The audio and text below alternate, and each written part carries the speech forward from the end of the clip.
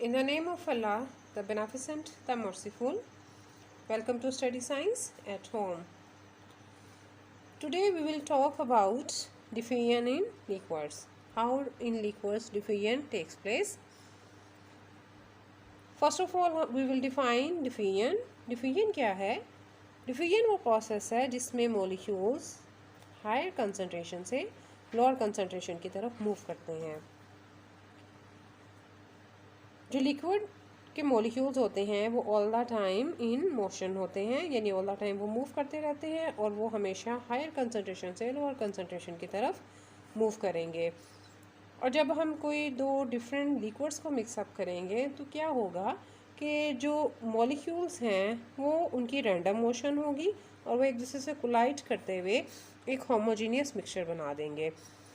क्योंकि लिक्विड के molecules all the time in motion होते हैं, रूम टेम्परेचर पे भी मूव करते हैं। जब हम उनको हीट अप करते हैं तो डिफ्यूजन का प्रोसेस जो है और भी तेज़ हो जाता है, या एक वो प्रोमिनेंट आप कह सकते हैं कि प्रोसेस जो है वो आपको देखने में मिलता है कि डिफ्यूजन जो है वो जल्दी होती है क्योंकि मॉलिक्यूल्स की मूवमेंट जो है वो फास्ट हो जाती है।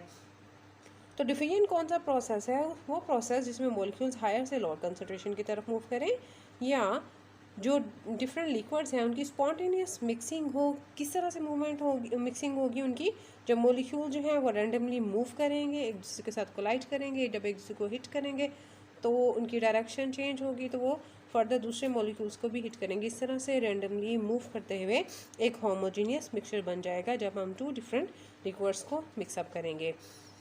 अब इसकी एग्जांपल हम ले सकते हैं कि अगर हम एक बीकर में वाटर लें और उसमें फ्यू ड्रॉप्स जो हैं वो इंक के डाल दें, तो आप देखेंगे कि थोड़ी देर के बाद जो है वो हमें उस पूरे बीकर में उस इंक का कलर दिखाई देगा। हम ब्लू या रेड इंक के अगर फ्यू ड्रॉप्स उसमें ऐड करते हैं तो हम देखेंगे कि थोड़ी देर के बाद हमें उस पूरे बीकर में, जिसमें कि पहले पानी की क्वांटिटी ज़्यादा थी, उसमें हालांकि हमने फ्यू ड्रॉप्स जो हैं वो इंक के डाले, तो थोड़ी देर के बाद हमें दिखाई देगा कि जो इंक के मॉलिक्यूल्स हैं वो पूरे उस बीकर में पानी के साथ जो है वो मिक्सअप हो गए। उसकी रीज़न क्या है? उसकी रीज़न यही डिफ्यूजन का प्रोसेस है, जिसकी वजह से जो मॉलिक्यूल्स हैं वो हायर से लोअर कंसनट्रेशन की तरफ गए, मीन जहाँ पे इनकी क्वांटिटी का ज़्यादा थी वहाँ से कम की तरफ गए, और फिर वो स्पॉन्टेनियसली मिक्स होते हुए एक होमोजीनियस मिक्सचर जो है, जो कि हमें दिखाई दिया कि पूरे बीकर में जो इनका कलर है वो फैल गया। तो इस प्रोसेस को हम नाम देंगे डिफ्यूजन का। और लिक्विड्स में डिफ्यूजन जो है इसकी एक एग्जांपल इसको हम इसी तरह से एक्सप्लेन कर सकते हैं कि फ्यू ड्रॉप्स अगर हम इंक के बीकर में डालेंगे तो किस तरह से उसकी डिफ्यूजन या मिक्सिंग होगी।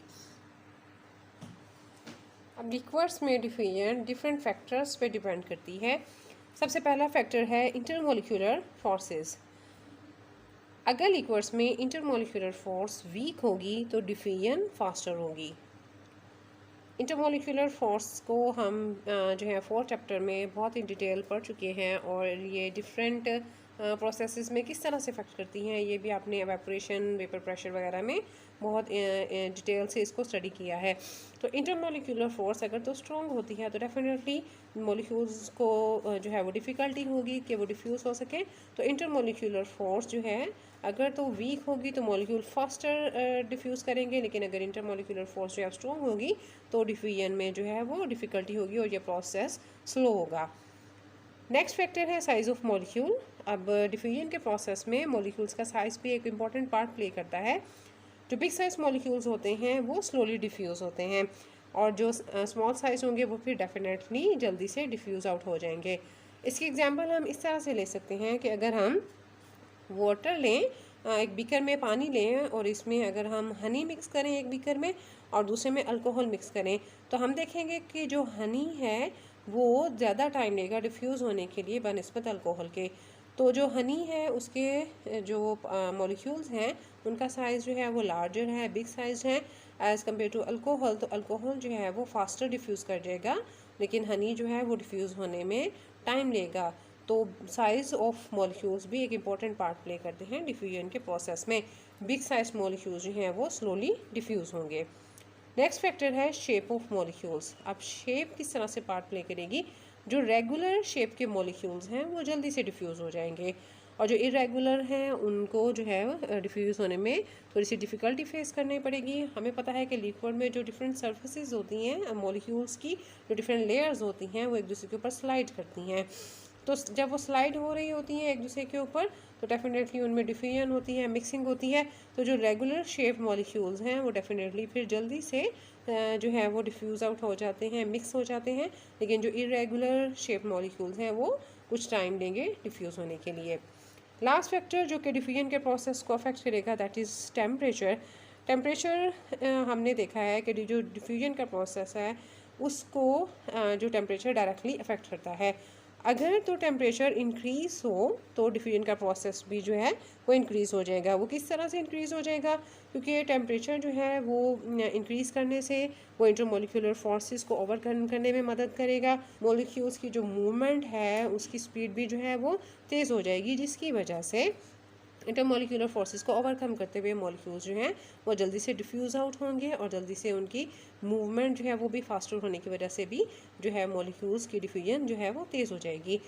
ये 4 फैक्टर हैं जो कि डिवीजन के प्रोसेस को डायरेक्टली इफेक्ट करते हैं, जिसमें हमने देखा कि फर्स्ट फैक्टर इंटरमोलिकुलर फोर्स था, जो कि इंटरमोलिकुलर फोर्स जो है वो अगर स्ट्रॉन्ग होगी तो डिफ्यूजन स्लो होगी। फिर हमने देखा कि साइज़ ऑफ मॉलिक्यूल कैसे इफेक्ट करेगा। बिग साइज मॉलिक्यूल्स जो हैं वो देर से डिफ्यूज़ होंगे। इसमें हमने हनी और अल्कोहल की एग्जांपल के साथ इसको अंडरस्टैंड किया। फिर है shape of molecule. Regular shape molecule जो हैं वो जल्दी से डिफ्यूज़ आउट हो जाते हैं बनिस्बत इरेगुलर मॉलिक्यूल्स के। लास्ट फैक्टर हमने अंडरस्टैंड किया दैट इज़ टेम्परेचर।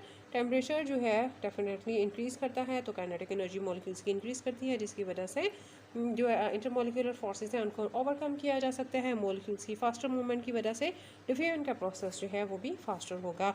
तो आज के हमने लेक्चर में अंडरस्टैंड किया कि डिफ्यूजन जो है वो गैसेस में तो होती है डेफिनेटली, क्योंकि गैसेस में इंटरमोलिकुलर स्पेसेस जो हैं वो ज़्यादा होती हैं, तो उनमें डिफ्यूजन का प्रोसेस काफ़ी तेज़ी से होता है।